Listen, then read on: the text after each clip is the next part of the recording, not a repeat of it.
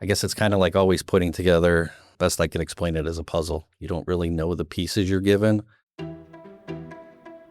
Welcome to City Insider, where we have real conversations about the human side of public service. Here in the city of St. Charles, essential services like power, water, public safety, and emergency response are delivered around the clock to every home and business. And behind each of these vital services is a person and a story. I'm Kara Silva. And I'm Lisa Garhan. We're the City of St. Charles communications team and hosts of the City Insider podcast. Every crime leaves a trail, some visible, others buried in the smallest details. Inside the crime lab, those clues are uncovered, analyzed, and transformed into a story. Police detectives follow that story, finding the evidence, interpreting it, and learning what it has to say.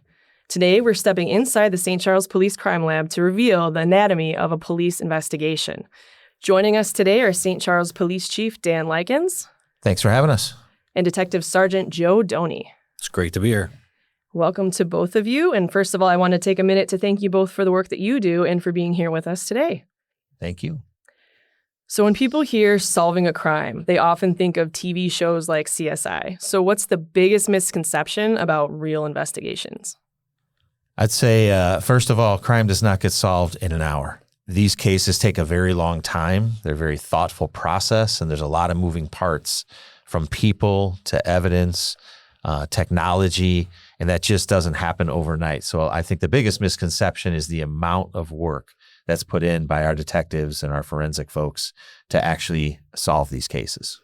Like Dan said, Chief Likens, that everything is the time that it takes to do it. CSI, you probably see it within an hour episode of the crime happening to it getting solved, to it going to court, and possibly somebody going to jail. In the real life, a detective probably doesn't even get to the scene till an hour. So it's just the time. And that misconception with people has built in, we're constantly getting calls saying, hey, Mike, what's going on with this? It's been, an hour, 2 hours, a day. Stuff a lot of time takes a day, a week, a month, even a year to fully go through the whole beginning of the crime to prosecution. So what kinds of cases does the Criminal Investigations Division typically handle? Joe, do you want to take this one? Yeah, we handle everything from assaults, sex offenses, to your simple fraud reports, just everything and in between those that would come to us. Do you want to maybe talk about some of the more recent ones you've handled? Just this morning, I got into work and we have some reports of 3 frauds that our patrol has initially that we got to look into and kind of go into deeper. So that's just what happened from leaving work last night to coming into work today. So does that include the digital scams that, people are getting texts on their phones, or they're, getting phone calls saying you have to pay now from various agencies? Is that included? That definitely is included. We see that all the time. We see sweetheart scams to somebody calling in, and my elderly mother has been talking to this individual and sending him money for, I just found out, months. And we look into it, and it's not somebody that's interested in a relationship with them. It's somebody in another country looking to exploit them for their finances. And if I can add, St. Charles is a very safe community. Our police department does a great job, from our patrol division to our investigative division, obviously, our special services. And our officers are very well equipped and trained to handle all types of crimes. Luckily, we don't have a lot of violent crime, but when we do, our folks are fully prepared to address those investigations. So we do a lot of training. We equip our officers well. We get them the best technology that we can. We have an in-house forensics officer. We have some forensics software that we use. So again, as Sergeant Dony said, we do everything from, fraud to violent crime, and we hope that doesn't occur in our community. But when it does, we are prepared to handle that investigation. All right. So what does a typical day in investigations look like? Well, the big word there is typical. There is no typical day in investigations. An a detective's day can start with coming in and viewing reports, and all of a sudden they're getting called out to a scene, taking statements, and getting called back to a prosecutor asking questions about another case. So there really is no typical day. So how do you mentally prepare in the morning before you go to work? You're getting ready. And you don't really know what you're going to walk into. What do you tell yourself before you start your day? I have work to do, and you work off your experience and your training and knowing what comes at you, that you're fully capable of moving whatever direction, the fluid day is going to take you. Yeah, you have to be 100% adaptable in investigations. That's the key word I think that I would use, because not only do we have our own cases that we, open from a background check on somebody to follow up for our patrol section, self-initiated investigations on a proactive level. We also are a member of the Major Crimes Task Force, so we might be called out to a surrounding agency to assist with another violent crime in our surrounding communities. So our folks have to be adaptable at all times. And there really, as Joe said, there really is no just typical day. You might just spend a whole day, or for that matter, a whole week, just combing through financial reports or records or subpoena returns or search warrants related to phone records. So it can be very mundane. It can be very contained at your desk. And then there might be days where you're running and gunning for, 12, 16 hours a day where you're out in the field, chasing leads, talking to people, gathering, physical evidence, digital evidence. So you have to be adaptable at all times when you're working investigations. So good multitaskers. Definitely. And talking about the workload of a detective is you can have 10 cases that you're waiting on a piece of evidence for this one. You're waiting to talk to a witness on this one. One day, talk about going to a scene. All of a sudden, you're getting something in on another case, and you have to quickly adapt your day to kind of go with what information's coming at you. So patience is probably a quality that a lot of definitely. detectives need to do their job well. So walk us through what happens from the moment a crime is reported. What are the first priorities when arriving at a crime scene? So first priority is preservation of life. That's most important. Obviously, people always think it's preservation of evidence, but really it's preservation of life. And then from there, obviously, preservation of evidence is extremely important. Again, we just talked about multitasking. You have to coordinate a lot of different resources responding to a crime scene, from your initial patrol response to your investigative follow-up, your specialty units, your outside agencies, oftentimes your fire department. So depending what kind of crime scene it is, you really have to juggle all of those things at one time. We live in a digital world, so physical evidence is extremely important, obviously, in addition to eyewitness evidence and statements that we can obtain from persons. But the world that we live in has really taken a turn, as we all know, to the digital world. So that doesn't just mean phones. That means cars. When you drive your car now, there's a record of where you're going. There's a record of when that door gets open. There's a record of just about everything. So it could be, forensic evidence from vehicles, from phones, from cameras, license plate readers. There's all kinds of different triage that has to be done at a crime scene. And it's important to preserve a lot of that because sometimes you can't get it right away. So, you have to be thinking about preservation and court process and obtaining proper search warrants or whatever you might need to get that data. So really, there's a lot that goes on at an initial call out. And then the majority of the work actually happens after the fact. So you're covering all your bases just in case there is something there that you don't know about right at the time that you arrive. Correct. That's a lot of forethought going into that. And then combing through all that evidence, I would imagine, takes quite amount of time. Yes. So speaking of combing through all that evidence, how do you decide what is important and what is evidence and what is just noise? Well, to be honest, a lot of the times you don't know initially what is just noise and what is evidence. You work off your training, you work off your experience, and a lot of times you're collecting evidence that you later find out, this wasn't evidence, this was noise, it wasn't needed. But in collecting these 10 pieces of evidence, this one ended up being something that actually led to another break in the case. I guess it's kind of like always putting together, best I can explain it, as a puzzle. You don't really know the pieces you're given, and you want to kind of grab as many of those pieces as you possibly know, and you could start kind of laying them into, hey, this one doesn't fit and this one fits. So yeah, and it could be the smallest of things too. That's the thing. So you kind of get one shot at it, and you have to make sure, if it's say inside of a home, and you go in that home and you've secured that crime scene and you have proper authority to enter that home now to process it. Once you release that scene, the scene is gone. So you have to make sure that any tiny little detail that could be probative evidence later on, you have to collect it. And then you're going to triage it later. You're going to see what is valuable, what's comparable. But it could be the smallest of details, from a glove, a cigarette butt that was discarded, a bloody rag that maybe you think involves something with the crime, but you find out later that that person cut themselves doing the dishes 3 days prior. So you never really know at that point of what you're dealing with. It's very rare that you have a clear view of what you're trying to uncover and solve. So you have to take what you can, you have to triage, and then you have to kind of make your game plan moving forward.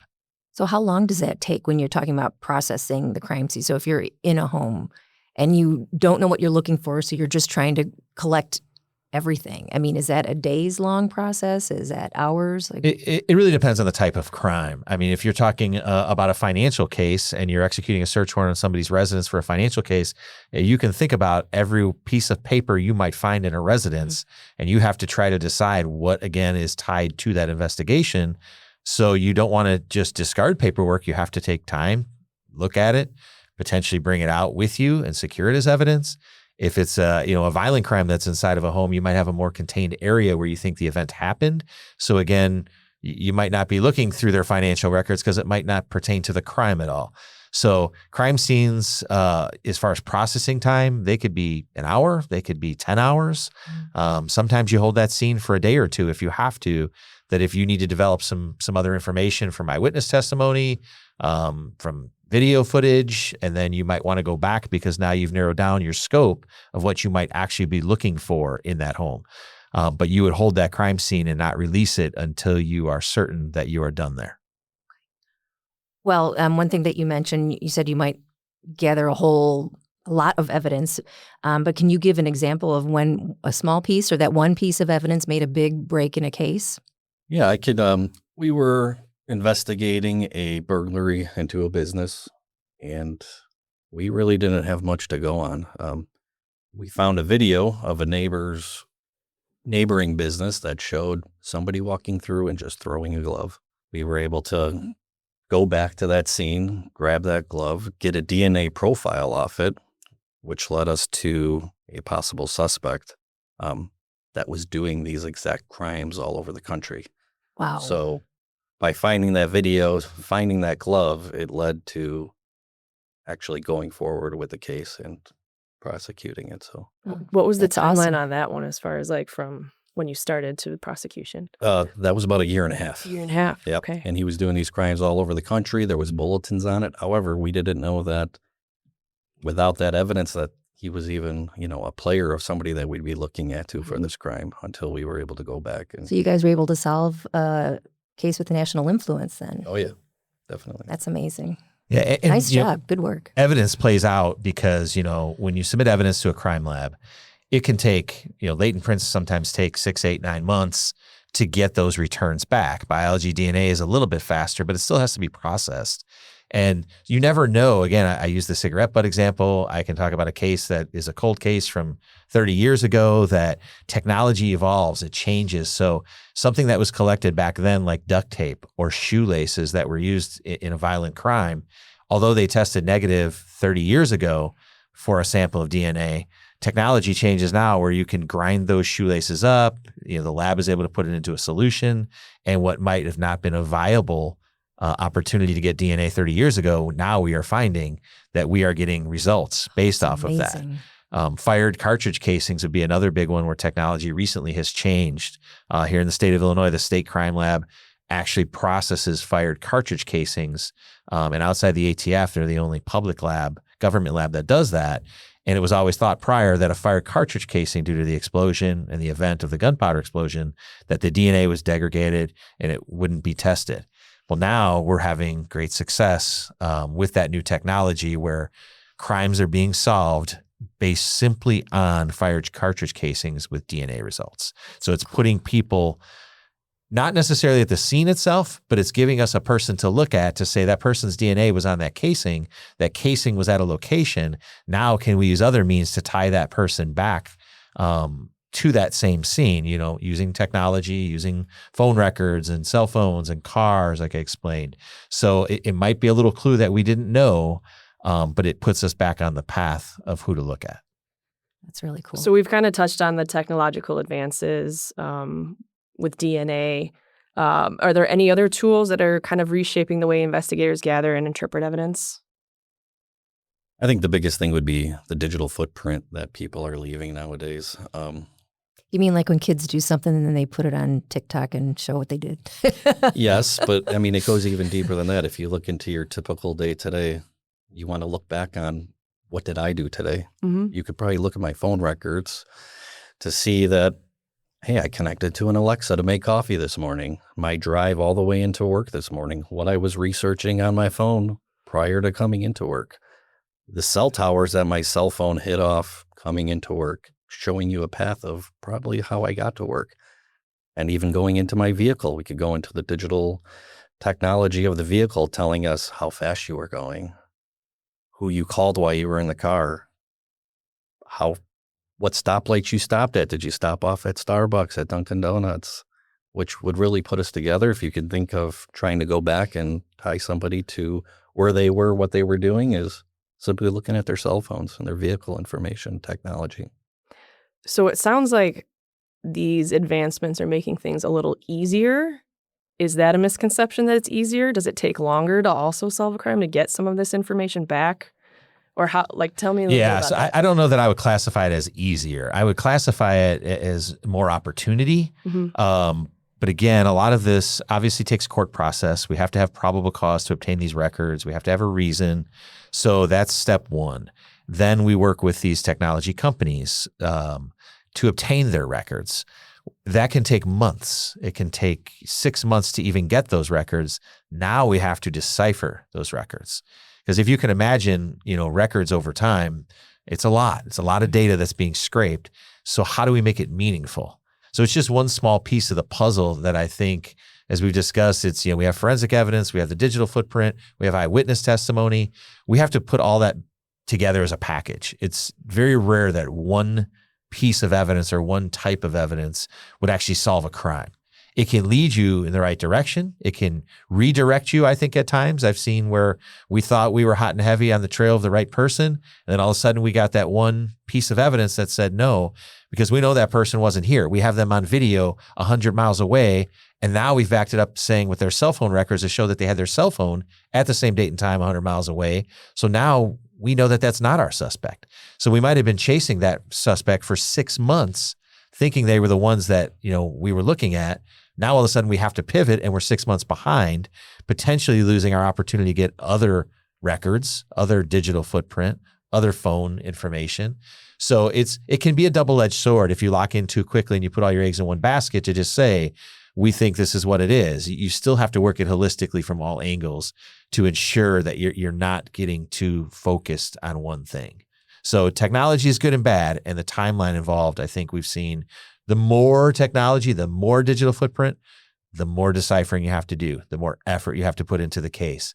And we work very closely with our partners and in the private sector supporting us, helping us to decipher some of those records and kind of bring it to life with mapping tools and other technology that we source. But it certainly can hinder you at times too if you get too far in.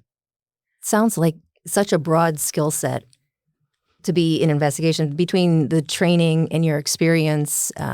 Just amazing. Just the different disciplines that you need to really be aware of and be trained within. So it's really impressive. Yeah, I used to say, back, I guess, in my career, your investigators that could go into a room and could talk to people and get the story were really sought after. Those people were sought after to solve cases, to talk to people. And now I like to joke that we're the Google police because, again, it's digital. It's a digital world that we live in. Everything happens quickly. The underground network of digital actors, there's a lot that goes into these cases. I still say you have to be able to talk to people. That's number one. But we are living in a different generation where our detectives now are very, very skilled electronically in the digital world. But speaking of, when you'd have to interview people, do people have a tell? Can you tell when they're lying sometimes? I would say when you're alone in a room with somebody and you're having conversations and it gets awkward, I certainly think that there are some times that you can pick up some clues. Sergeant Nice. Dony, do you have anything to add? I like that question. I think Chief Likens said it perfectly. There's always those clues, and I think organically, people want to tell the truth. They want whatever they're holding back, and if they're lying, it's weighing on their shoulders, and it's when you get them to give everything to you, you could see it just come right out of their body. A relief. Just a relief of what it feels like after, whatever they've been holding in, they finally disclose to you and just. Chief Likens, you touched on this a little bit about not jumping to conclusions when you have so much evidence to comb through. Is there a way that investigators or a tool that they use to avoid tunnel vision with a case and not jumping to conclusions right away? Yeah, I think, one of the key things on any case is that you continue to evolve. You continue to debrief that case as it unfolds. You can't get locked in on one thing. Obviously, you're going to follow the evidence where that takes you. Sometimes, like I said, it does take you down a path that you have to pivot and say, well, maybe we're looking at this all wrong. So it's always, I encourage our teams to always think outside the box, always be open to everybody's ideas. Everybody that, comes into that room around the table and we talk through the evidence and what we're working and the leads we're chasing, you have to be open to listening to everybody's ideas and opinions. Generally speaking, we have like a lead detective that'll kind of be the lead on a case. That doesn't mean that we should discount anybody else's ideas or theories, or not listen to what they have to say, because it's really, really important. Sometimes the evidence exonerates somebody and we have to do that too. It's really, really important that we understand that. It's our job to find the guilty people as much as it is to identify the innocent. So we have to follow the evidence wherever it takes us. Throughout an investigation, you have to constantly weigh information obtained from interviews and interrogations against the physical evidence from a crime scene. Can you share a moment when an interview changed the direction of a case? Yes, we have, going back thinking there was somebody that reported a residential burglary. Somebody broke into their house. And initial evidence, kind of what our detectives are going through on scene, is seeing that, there's no forced entry into the house.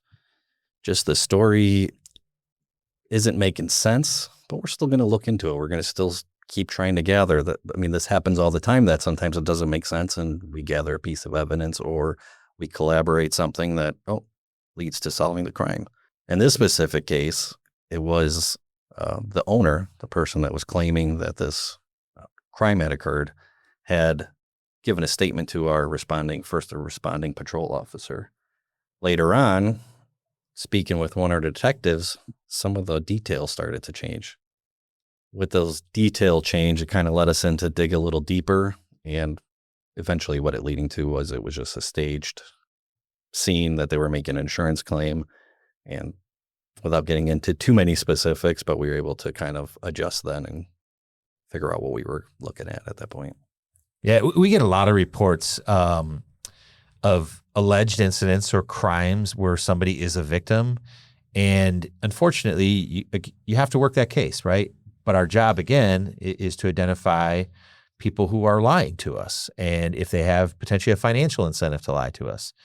There are many times that people's cars go missing. They report them stolen, and then they're found burned or wrecked. So again, it is our job just as much to work for our partners, say in the insurance industry, to say that this was a legitimate case, a legitimate claim. And oftentimes we unfortunately do disprove those.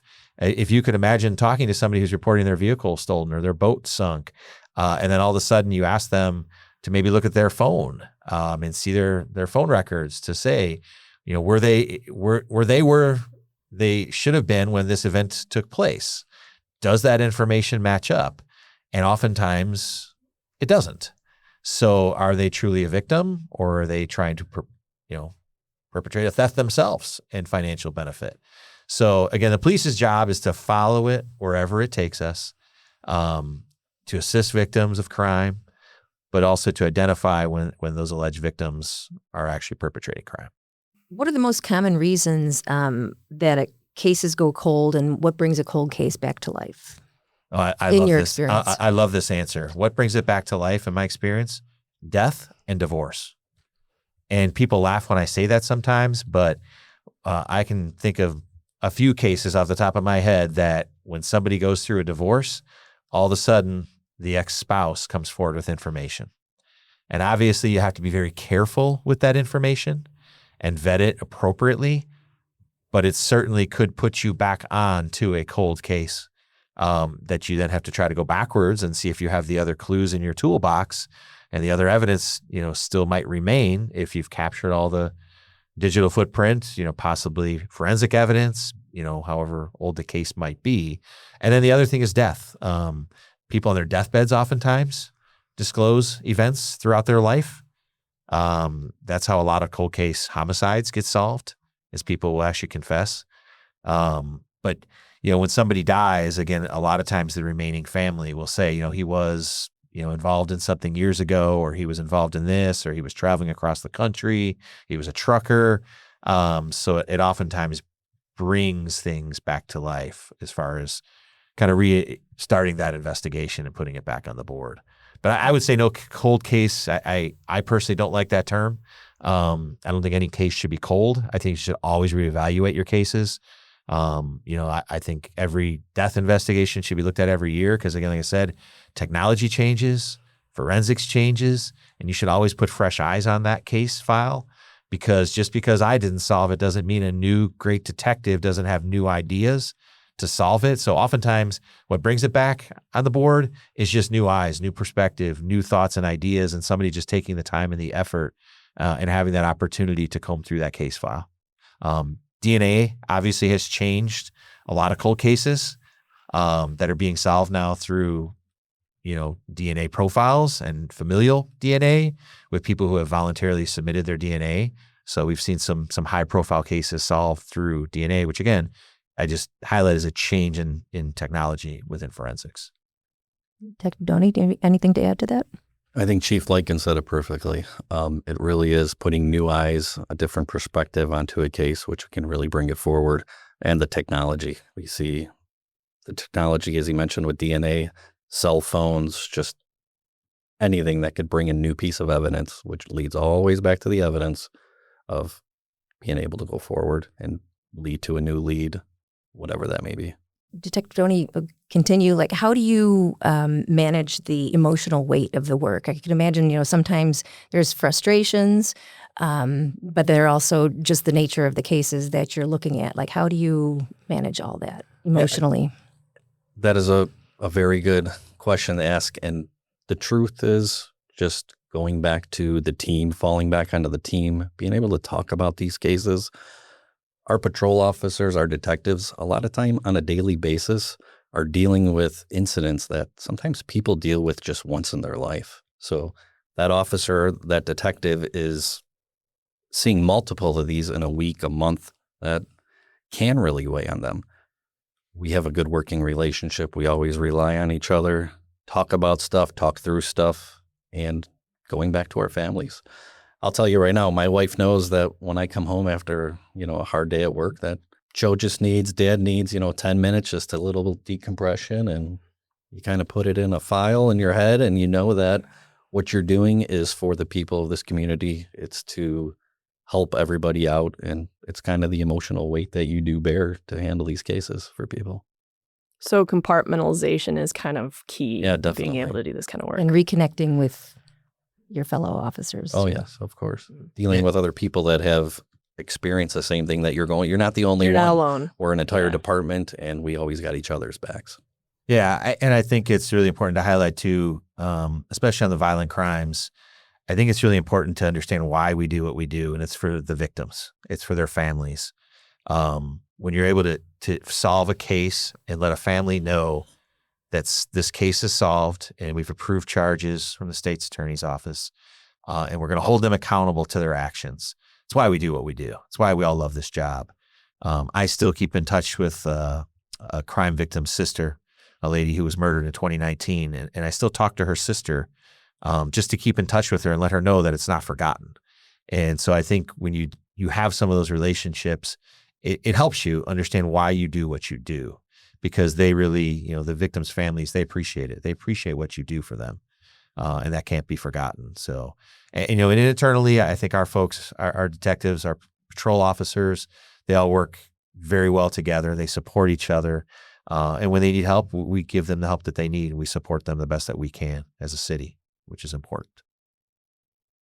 That's really interesting, too, just the fact that sometimes when you have so many cases you're juggling, it seems like you might, okay, this one's solved, on to the next one. But it's interesting to hear that, no, you're still thinking about these people. These lives have changed dramatically for a lot of these families, and that stays with you also. That's also quite a big burden to carry. as an officer, I would imagine. Yeah, but it also, I think, reinforces again why we do what we do. And it's really important that our guys are, the guys and girls are away from their families. They get called out in the middle of the night. They're out there in the pouring rain. And it's the why. They want to solve these cases and do the right thing and bring justice for those families. And I think that's important to highlight of how hard our workforce is out there, our patrol officers, our detectives, our forensics folks, everybody. And I said it before, we're part of the Major Crimes Task Force. So we're not only doing it for our community, our folks are volunteering to give up their time at home with their own families to go out there and help other communities solve their major crimes too. So that's something that they don't have to do. That's not required of them. That's a volunteer assignment that they want to be part of for the right reasons. So again, to me, it just goes to show how dedicated, how committed our workforce here in St. Charles, our men and women in the St. Charles Police Department are. And it comes down to wanting to do it for the community. Like Chief Likens said, there's a numerous amount of times after a case closes that we're a small enough community where you're at the coffee shop, you're walking through town, and you get somebody that, you've had a big impact on a case for them come up to you and say, "Hey, Detective Dony, hey, Sergeant Dony, thank you for what you did. I still remember that." And you think, oh, that was 5 years ago. And that's every time they see a police officer, it brings them right back to that one traumatic time in their life. And if you're able to help them through it by solving the crime and doing everything you can, it's a really good feeling. It's great. So we're about to wrap it up, but is there anything else either of you want to add about this topic? It's a very important topic. We can't ask all the questions, but is there anything maybe we missed or you'd like people to know about this? I would just say, on behalf of the police department, we have some great men and women that are dedicated to this job, from patrol to investigations like we're talking about today. We try to support them the best we can as a community. They do it for the right reasons. They do it to, as Sergeant Dony just said, protect our community, serve our community. They are vested. They get good training. They get good support, technology, and I couldn't be more proud of them, honestly. It's great. Sergeant Dony, anything to add? The best thing here is to be transparent with our department and the community, and we want all the information, all the questions out there for everybody to know. So I'm really glad that we were able to do this today.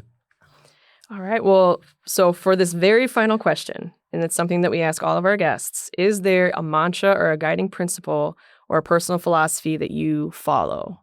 Sergeant Dony, would you like to start? Yeah, of course, it's just give your best to everything that you do.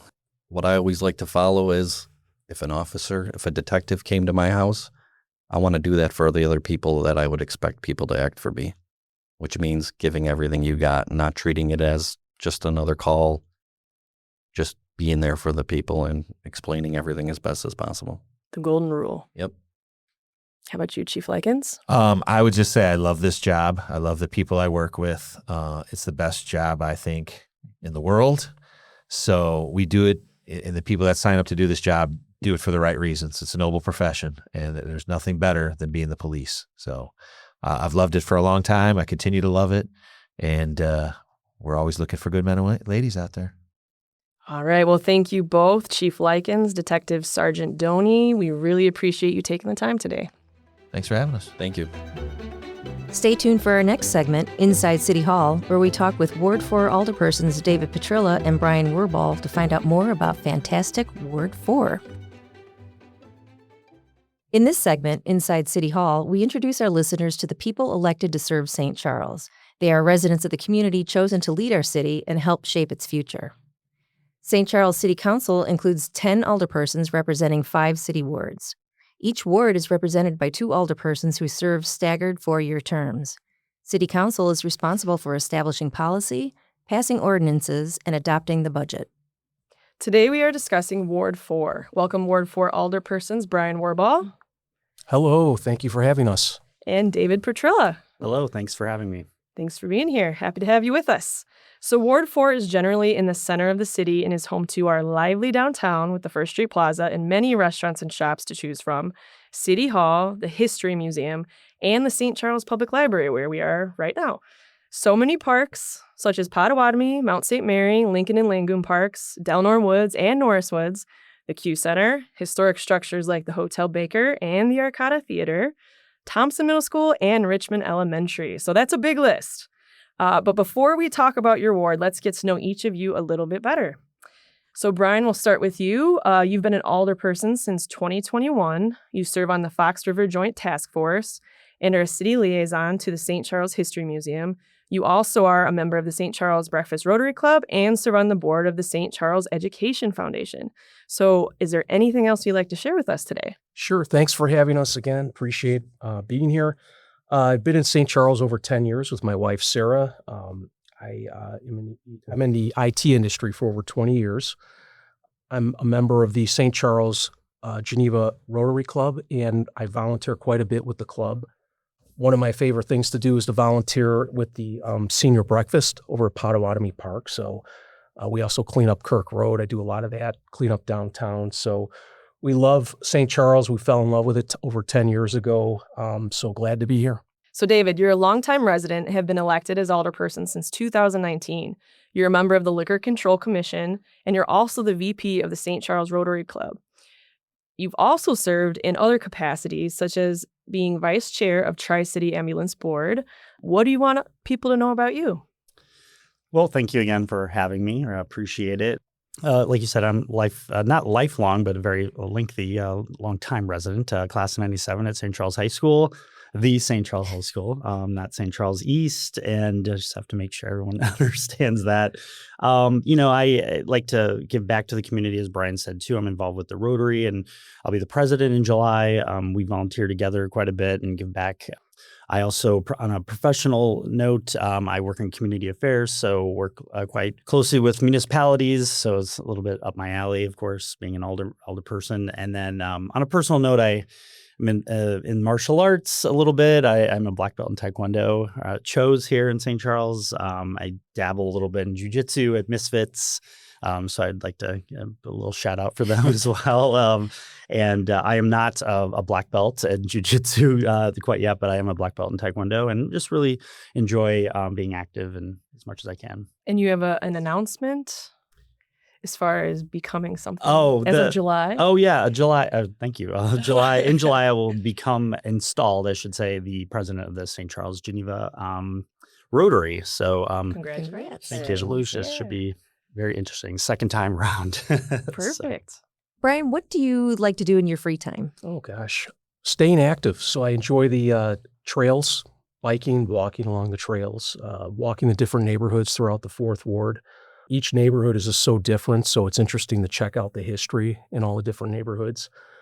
A personal thing I like to do is go to flea markets, garage sales, and I collect vintage items like typewriters and bicycles and things like that. How many do you think you have? Like how many typewriters? Oh, gosh. They're all portable typewriters, probably from the 1920s through the 1950s. I'd say I have about 15. Oh, that's so cool. That's all I'm allowed to have. So, yeah. My wife is the gatekeeper on that. I've reached the limit. So I enjoy that. I was just at the flea market last weekend, so it was fun to get out there and check out the stuff. So, and just staying active, exercising, biking. I got 2 bikes. I got a 1966 Schwinn 3-speed bicycle that I found at the flea market. So I ride that one locally on flat streets.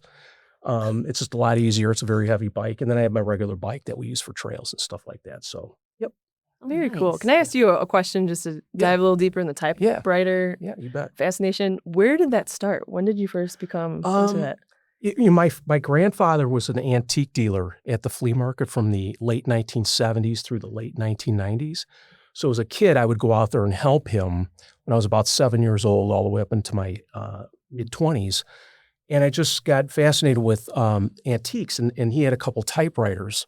So I just enjoyed playing on the typewriter, then repairing the typewriters, and I decided, well, I'm going to collect them because the older ones, they're just so unique, and there's some beauty to some of the old typewriters, the way they make them compared to maybe in the 70s or something like that. But the portable ones are just easy to store. You can stack them versus one that weighs 200 pounds from like 1890 or something. I just stay away from that. But it's a nice little hobby, and occasionally I'll just sell one or something just to kind of make some. So you can make room for another one. Yeah, support the cause, right? Yeah, absolutely. So yeah, it's fun stuff. Until you end up like repurchasing one that you didn't realize that you sold already. I mean, I just saw one recently at Salvation Army, and it took a lot of willpower to say no. I'm done. Yes. Yeah. Yes. So, Dave, we heard about your martial arts accomplishments. What's your favorite thing to do in St. Charles besides that? We are blessed, obviously, to have a lot of parks and we have a river, of course, flowing through the center of our town. So I like to, stay active. I work out regularly. My trainer probably would say that I need to work out more, but I think I work out regularly and, like to lift weights and run along the river. It's getting warmer now, so we'll be going out more. Great exercise. And I guess, kind of I'm inspired by what Bryan just mentioned about, I should have probably mentioned this in a little bit about me, but you collect typewriters. I actually am a pen enthusiast. So I collect, and you can see I even have a portable or throwaway one here. I love fountain pens. So I have like 20 of them. I have a little Fancy. box, a display case and everything. And so I guess in my free time, if I catch a pen somewhere, I'll take a look at it. And I don't know. It's just interesting. I guess somebody labeled me a pen enthusiast a couple of years ago, and so I can't disagree. So whenever Are most I can, of them fountain pens like that? Because Yeah, those are cool. You fountain. don't see those anymore. I appreciate that. I don't the ones with cartridges. I don't really deal with jars of ink or whatever. But Yet. yeah, that's plume. right. But they're just. I think they're interesting. They're cool to write with, and they're a little easier to write with, in my opinion, than ballpoint. But so that's in my free time, I like to do that, and of course, I live downtown. We're both close to downtown, so I'll love just spending time downtown and patronizing the businesses and hanging out with friends. So Very cool. Cute. So 2 purveyors of the written word over here. Love it. All right, so let's bring Ward 4 into the conversation and give you some time to brag about your ward. David, can you tell us a little bit about what makes Ward 4 so special? Well, I think, as you mentioned in the beginning, we're at the center of the city. We're really diverse insofar as we have a mix of, we have the Central Business District. I think, I won't speak for Bryan, but I think we're both in agreement. I mean, the downtown is special, and we have that in our ward. And it's an important place in the heart of, metaphorically and just, physically of our city. The river runs through it. I mean, it touches some other wards as well. But I think when I think of the fourth ward, I think of the river mostly and the trails. So, it's an interesting place. And it's where our parades occur. We do have some differing neighborhoods as well, from, Woods of Fox Glen to my neighborhood, which is a little bit older, historic. We have several historical districts. So I think it's unique in that respect. And I really like that. It's there's a lot of diversity within it. All right. And then, Bryan, is there an interesting fact or a bit of trivia that people should know about Ward 4? Well, let's see. I live on 3rd Street. And when we first moved in, my wife and I were like, why is the street so wide? And we went to the History Museum and checked it out. And I found an old picture that shows a trolley car going down the center of the street. So there used to be a trolley that would go up and down 3rd Street. So that's why it's so wide of a street. Very cool. So my understanding is that the tracks and everything still were underneath. removed. Well, they've been removed Oh, years ago, I okay. guess. But I was just curious, and I did find that picture, and I think I can see my house in the picture. I did post it on Facebook. At least I like to think that way. So it's on my Facebook page. You can see a trolley going down 3rd Street, which is really cool. And you can see some of the houses, like where it's passing and stuff like that. So That's awesome. yeah, so that's kind of a little interesting little tidbit about the 4th Ward. And to David's point, downtown is really just we have a really charming downtown with a lot of character, a lot of old buildings with adaptive reuse. And that's what makes it so special for me, is the Arcata, Hotel Baker, the Baker Community Center. City Hall. City Hall Mm-hmm. is such a wonderful building. And it was a lot of that developed because of one man's generosity, Colonel Baker. So I'm very appreciative of, going back in time, and he kind of shaped the city what it is today downtown. Yeah, the history is such an important aspect. I know residents love that part of St. Charles too, that we really, embrace the history and celebrate the history. So, Bryan, what is the most frequent question or comment you get from Ward 4 residents, and what's the best way for them to contact you? Right now, I would say people are inquiring about the former police station site. We've had a couple of town hall meetings, and we've had fantastic turnouts. The survey came back with 700 people responding to it. So a lot of interest in what's going to happen with that property, and it looks like we're narrowing it down to public use of some sort. But a lot of people are just asking about that. Where are we at? What's going on with it? So I think we're headed in the right direction with that. So as far as contacting me, they can go on the city's website. They can call, text, email me, whatever works best for them. All my contact information's on the city's website. Okay, and David, what do you hear from constituents, and how should they contact you? Yeah, very similarly, a lot of excitement about the former police station site. Very positive. Certainly, as you can imagine, we get complaints here and there, and obviously they exist. But I think mostly our constituents are providing us with great feedback about the city. It's great to live here, and as I agree with them as well. So the PD site's going to be number one. As things get warmer, they do share their ideas about how to improve things regarding biking and things, which I think we are doing. And so we definitely report that back and make sure that we answer their questions on that. And they can reach me, just like Bryan mentioned. All my information's on the website.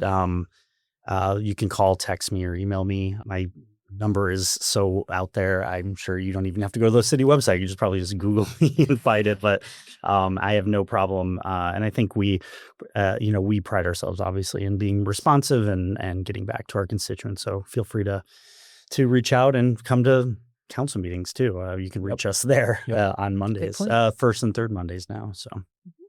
Before we wrap, we have one final question that we end on for all our guests. So do each of you have a personal philosophy or a guiding principle that helps shape the way you lead St. Charles? Bryan, do you want to take this one first? Sure. Thank you. I look at my role as a role to serve my constituents. So I try and get out there into the different neighborhoods and just connect with residents to understand what their needs are in the different neighborhoods. Every neighborhood's a little different in the Fourth Ward. So for me, it's about staying connected, staying engaged with constituents to understand their needs and to provide the best service that we can. And our staff does an excellent job at doing that. They run the day-to-day operations, and they do a wonderful job. And my last thing is shop local if you can. All right, David, how about you? Yeah, very similarly. I mean, I take my role really seriously in terms of, I represent my constituents. I'm their voice, on the city council.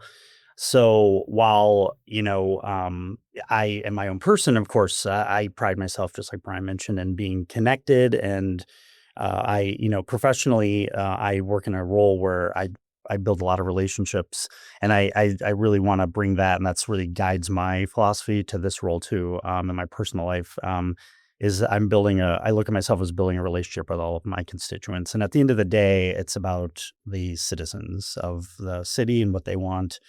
I certainly have a vision personally, and as I'm still a citizen as well, of course. But when I talk to my constituents, I look at it and pride myself in taking their considerations and having a great conversation. And at the end of the day, then representing them thoroughly and making sure that they are not forgotten and they have a say in the governance of the city. So. Very serious about that, and same shop local. I mean, I tend to stay in St. Charles. I try not to go too far outside of my little bubble, in St. Charles. Obviously, you do have to sometimes, but the downtown being part of our ward and very special, I like to patronize down there as much as possible. And we just have a great community, and let's support it. Alderpersons Bryan Wirball and David Pietryla, thank you for joining us today and for sharing information about the Fourth Ward with our listeners. Thank you for having us. Thank you.